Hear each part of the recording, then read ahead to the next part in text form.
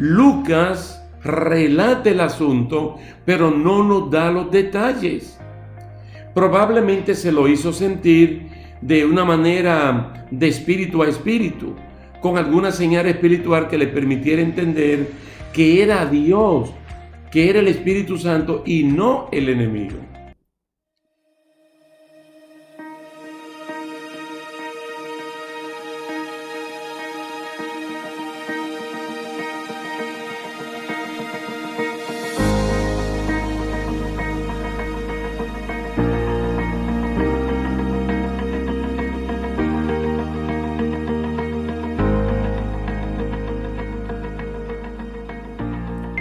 Dios le bendiga, mis queridos hermanos. Es un placer estar de nuevo con ustedes para continuar con esta serie de estudios bíblicos, la Iglesia del Nuevo Testamento.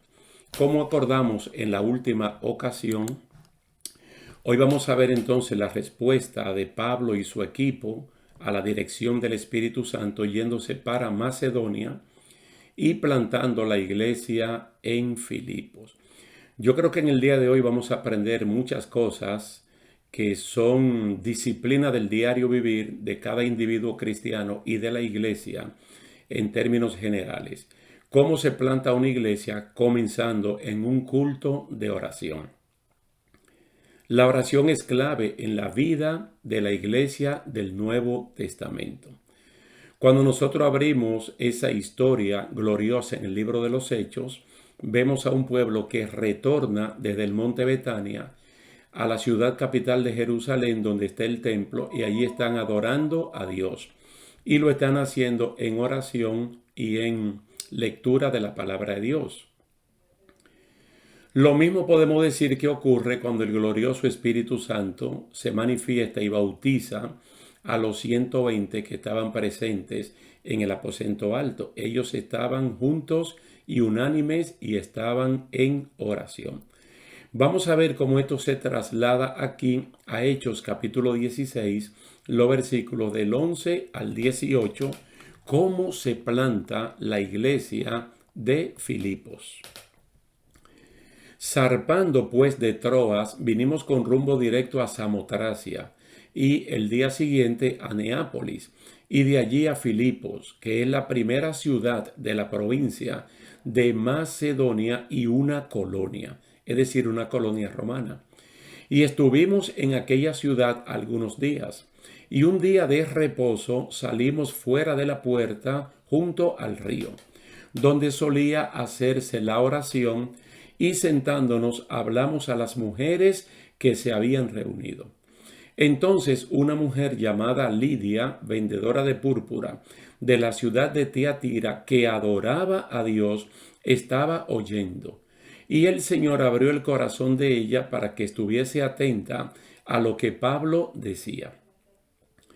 Y cuando fue bautizada y su familia, nos rogó diciendo: si habéis juzgado que yo sea fiel al Señor, entrad en mi casa y posad. Y nos obligó a quedarnos. Aconteció que mientras íbamos a la oración, nos salió al encuentro una muchacha que tenía espíritu de adivinación, la cual daba gran ganancia a sus amos, adivinando. Esta, siguiendo a Pablo y a nosotros, daba voces diciendo: estos hombres son siervos del Dios Altísimo, quienes os anuncian el camino de la salvación. Y esto lo hacía por muchos días, mas desagradando a Pablo, éste se volvió y dijo al espíritu: te mando en el nombre de Jesucristo que salgas de ella, y salió aquella misma hora. Esa es la lectura en Hechos capítulo 16, los versículos del 11 al 18. Y como se puede ver inmediatamente, vamos a destacar dos sucesos en el culto de oración en Filipos, a la orilla del río. A veces leemos pasajes como este de la iglesia del Nuevo Testamento y pasamos por alto esa génesis, ese origen de la iglesia, porque cuando las cosas no son como tan espectaculares, a veces uno mismo tiende a minimizarla. Pablo y el equipo ya están en Filipos y están estratégicamente ubicándose. y están averiguando si hay alguna sinagoga. Y como no había, esa era parte de su estrategia, Pablo siempre buscaba una sinagoga para demostrar por las escrituras que Jesús es el Mesías. Es decir, a un pueblo que ya estaba predispuesto, como el judío, esperando al Mesías prometido, era mucho más fácil comenzar como cabeza de playa o campo blanco, como se le suele llamar también, la predicación del Evangelio donde hay una sinagoga. Incluso la experiencia misma del apóstol Pablo, cuando él se convirtió en Damasco, la ciudad capital de Siria, y luego que fue bautizado, él comenzó a predicar por las escrituras que Jesús es el Mesías en la sinagoga de Damasco. También cuando estudiamos el capítulo 13, en su primer viaje misionero, cuando llegaron a Chipre, en esta primera experiencia misionera, específicamente a Salamina, dice la palabra que predicaron en las sinagogas, en plural, porque habían varias. Como Filipos era una colonia romana, no tenía sinagoga y no tenía una sinagoga. Parece ser que la población judía no era tan grande como para formar una. Pablo y Silas fueron al río donde había un servicio de oración y quienes estaban presentes eran mujeres judías y allí predicó la palabra. Estos son de los detalles que muchas veces pasamos por alto y más cuando hay personas que presentan a Pablo con un hombre como si fuera contrario siempre a las mujeres. Mas sin embargo no es así. A veces las posiciones radicales nos llevan a decir cosas que no están en la palabra del Señor e incluso abusar de la confianza. Allí habían mujeres reunidas y Pablo comenzó a predicar la palabra. Y estamos hablando de un servicio de oración. Y un servicio de oración al aire libre, a la orilla de un río. Porque no son las cuatro paredes, sino donde las personas se congreguen. Quiere decir que Lucas, sin dar muchos detalles de los orígenes de la iglesia de Filipos, están en una reunión de mujeres que sin tener sinagogas donde reunirse lo hacían a la orilla de este río. Quiere decir que no hay pretexto para orar cuando uno quiere. Podemos orar en cualquier lugar y podemos hacer congregación en cualquier lugar también. Una de las mujeres que estaban allí presentes era Lidia, quien no era original de Filipos, sino de Tiatira, en Asia Menor. Y ella era vendedora de tela de púrpura, que algunos comentaristas llegan a pensar que tenía una posición económica clase media o clase alta, porque este era un tipo de tela para hacer ropa, vestidos para gente de la alta sociedad. Ella prestó atención al mensaje de Pablo, abriendo su corazón y creyó en Jesucristo como su Señor y Salvador. Y no solo ella, sino que toda su familia hizo lo mismo y todos fueron bautizados. Es decir, rápidamente completaron el ciclo de Marcos capítulo 16, verso 15 en adelante. El que creyere y fuere bautizado. Aquí vemos que nadie modifica el mandato de Cristo de la predicación del Evangelio, tal y como está en Marcos 16, en Mateo 28 y también en Lucas capítulo 24. Sé que está también en el Evangelio de Juan, pero en estos tres sinópticos es que hay como más detalles de la dinámica de la predicación del Evangelio y qué es lo que se debe hacer. Se predica la palabra, las personas responden, aceptan a Cristo, se bautizan, se convierten y bueno, están integrados. Pero esto no es Hechos capítulo 2, esto es Hechos capítulo 16 y allí no hay congregaciones cristianas, no hay ni siquiera sinagoga, pero comenzó una iglesia. Comenzó un campo blanco, una cabeza de playa como se le llama también, y entonces la iglesia comienza a germinar. Como la iglesia de Jesucristo es la composición de personas que proclaman el señorío de Jesucristo, Lidia le dijo a Pablo y al equipo: si ustedes reconocen que soy una verdadera creyente en el Señor, oigan esto, porque tienen que haber evidencias, no solamente evidencias externas del cambio de comportamiento de una persona, sino el testimonio del Espíritu Santo. Así como cuando vimos que de Timoteo, la persona de Iconio, de Derbe y de Listra daban buen testimonio para convencer a Pablo de lo que oía y de lo que veía, ahora pasa lo mismo. Si ustedes consideran que yo soy una verdadera creyente en el Señor, vengan a quedarse en mi casa. Hasta este punto Lucas no dice dónde ellos estaban pernoctando, dónde se estaban quedando. Entonces ella los desafía a ellos, al equipo completo, formado por Pablo, por Silas, por Lucas, por Timoteo, a lo menos esos cuatro, que si ellos consideran que es una mujer creyente, verdadera, fiel al Señor, como Loida, como Eunice y como otras también, que vengan a posar a su casa. Esta mujer no era falsa, sino que al aceptar a Jesucristo y ser bautizada, demostró real conversión y prácticamente obligó al equipo a quedarse como huéspedes en su casa. Tremenda bendición para Pablo y el equipo. Ahora, ¿qué dice?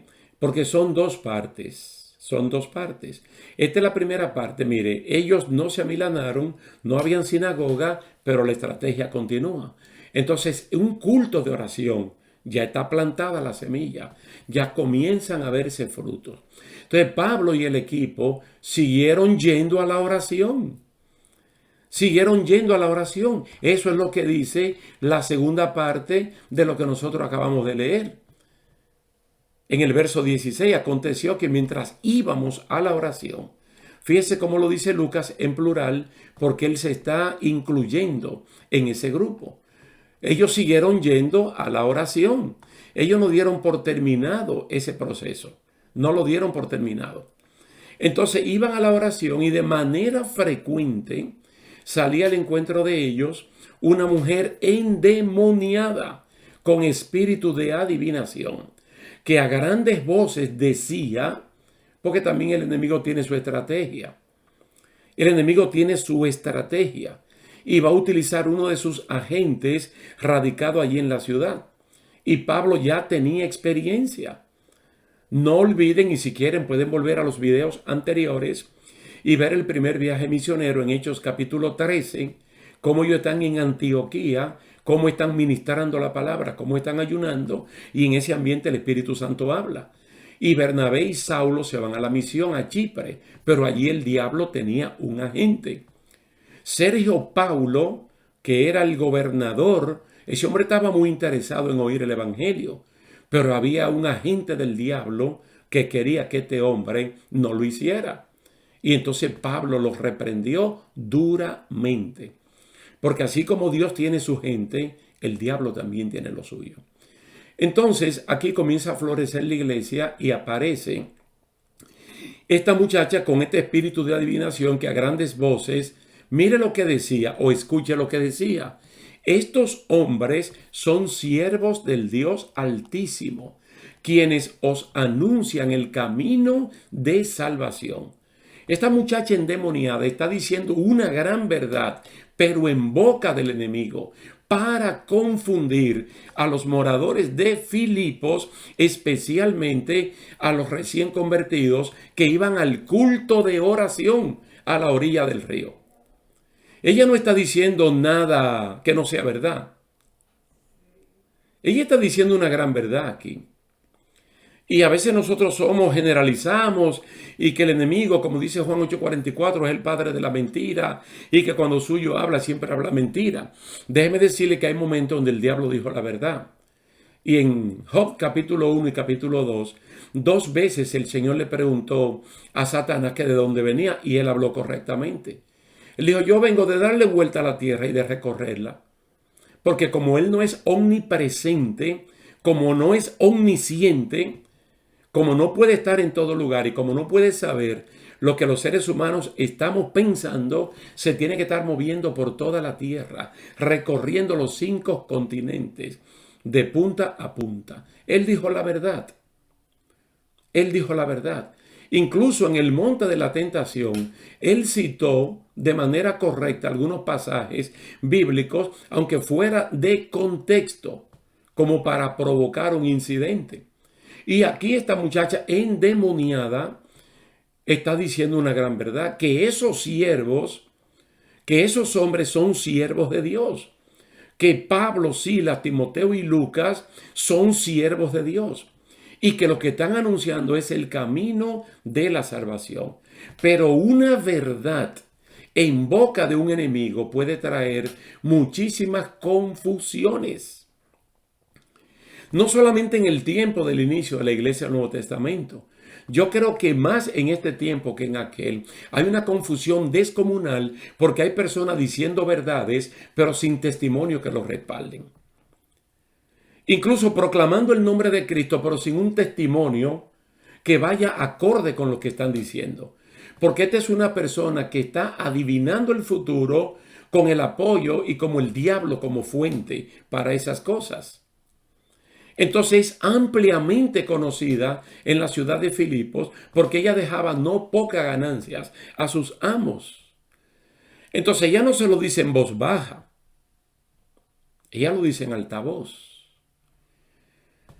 Si en algún momento ustedes quieren de manera sintética o resumida, mejor dicho, ver el testimonio de Jesús, yo los invito para que lean el Evangelio de Marcos completito. Y vamos a ver desde la primera sinagoga hasta otros lugares donde personas endemoniadas en altas voces se presentaban donde estaban Jesús para decir: yo te conozco, yo sé quién tú eres el Altísimo, tú eres el Cristo, tú eres el verdadero, tú has venido a atormentarnos antes de tiempo, porque los demonios no siempre han sido demonios. Los demonios previamente fueron ángeles al servicio de Dios. Y luego por la contratación de Satanás, que era un querubín protector, un ángel de luz, ellos cayeron y se convirtieron en demonios. Y ese querubín protector se convirtió en diablo, en Satanás. Ellos saben. ¿Y qué hacía Cristo? Los mandaba a callar inmediatamente, porque lo que ellos decían eran grandes verdades. Pero en boca de un enemigo trae grandes confusiones.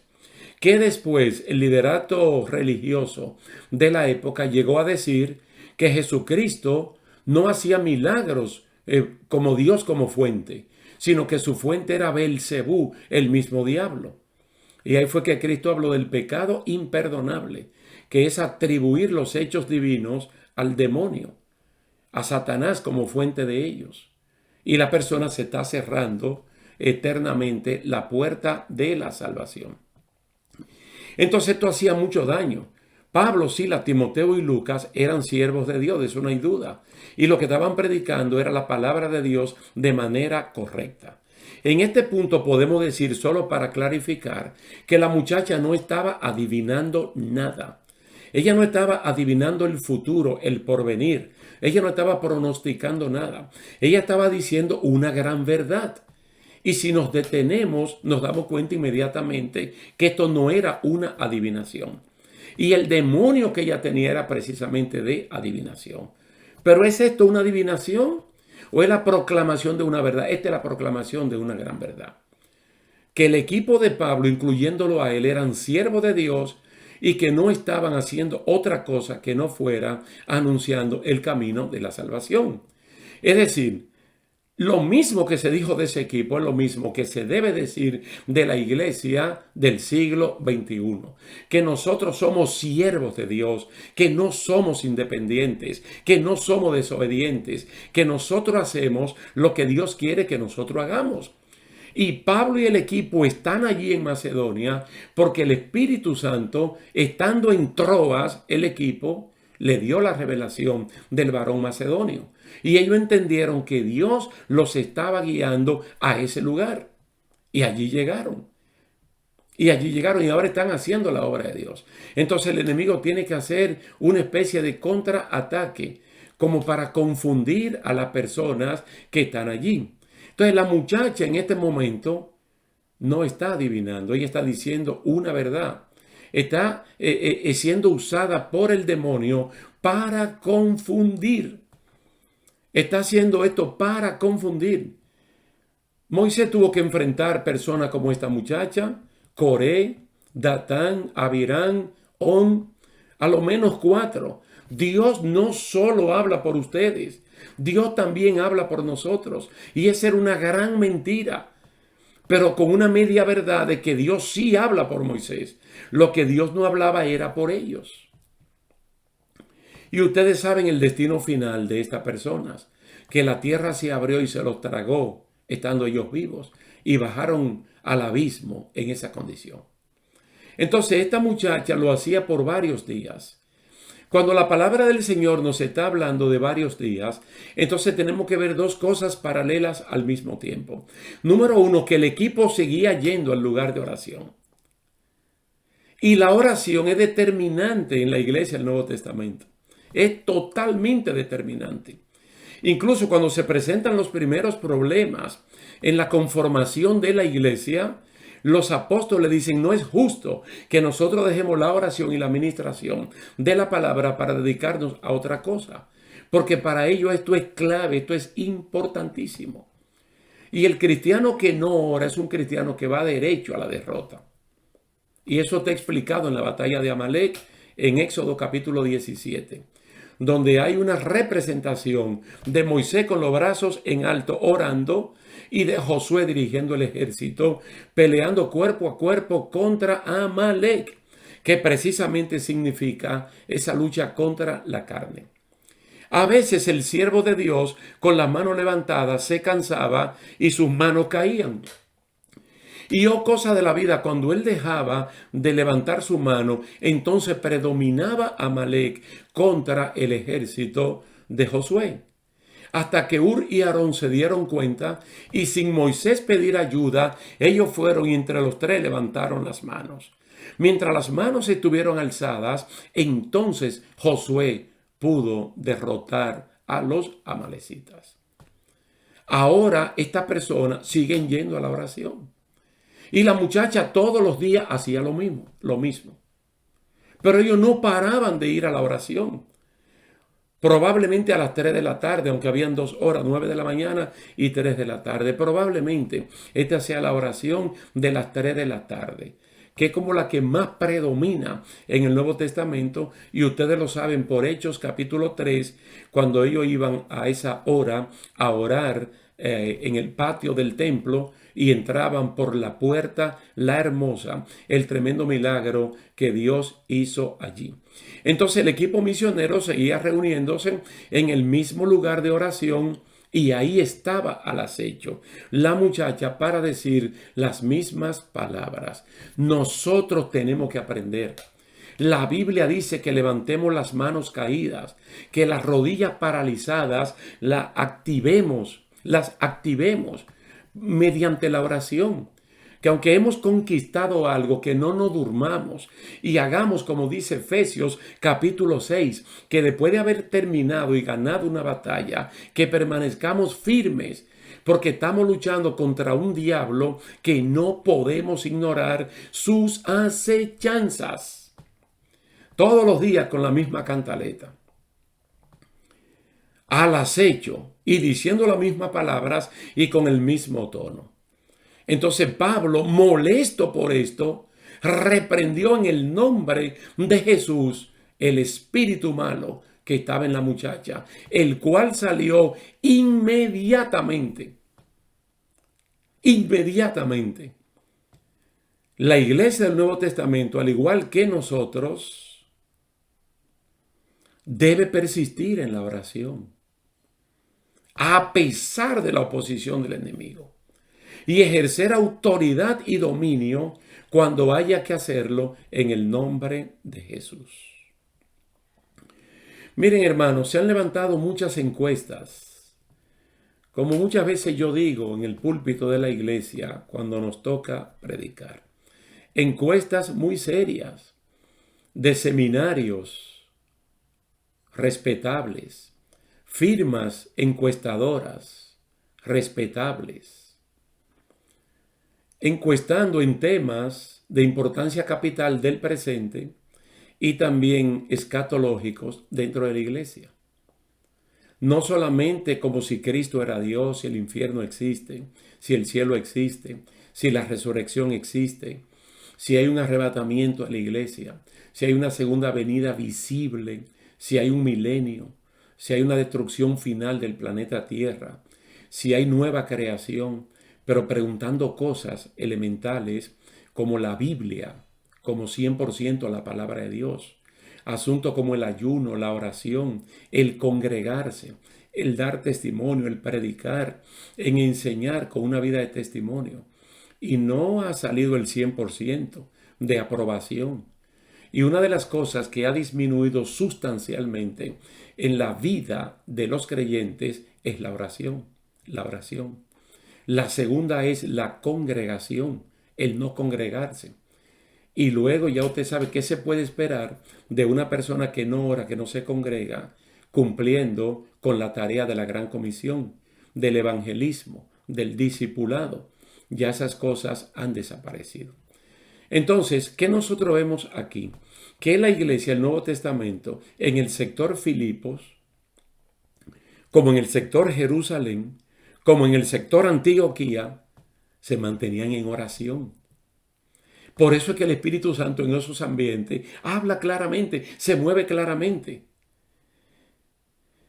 Y que en iglesias como Corinto, que en algún momento vamos a detenernos para estudiar, lo que había un tremendo desorden desde el principio hasta el final. Un desorden institucional, cultos desordenados que hasta el día de hoy priman en algunas iglesias. Y un desastre doctrinal sin ningún tipo de coherencia con la Biblia.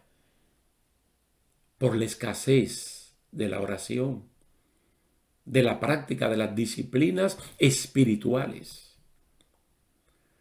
Por eso usted ve la autoridad con la cual este hombre le puede decir a este espíritu, sal de ahí ahora mismo, pero no vas a salir en el nombre de Pablo, o en el nombre de Lucas, o en el nombre de Timoteo, o en el nombre de Silvano, en el nombre de Jesucristo. E inmediatamente tiene que salir y la muchacha quedó completamente libre.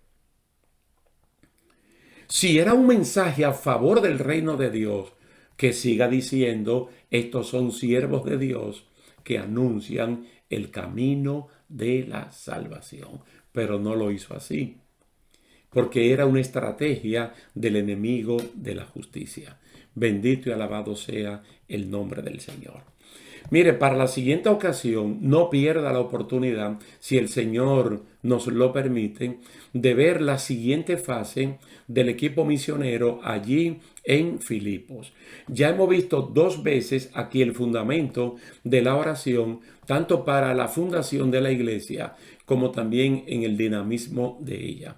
Pero vamos a ver en el siguiente episodio, entonces, las consecuencias de esta acción que tomó Pablo y el equipo y la reacción de los amos de esta muchacha. Así es que por hoy lo vamos a dejar hasta aquí, dándole muchísimas gracias al Señor y también a cada uno de ustedes por la atención prestada. Así que Dios me lo bendiga, Dios lo guarde y será hasta la próxima.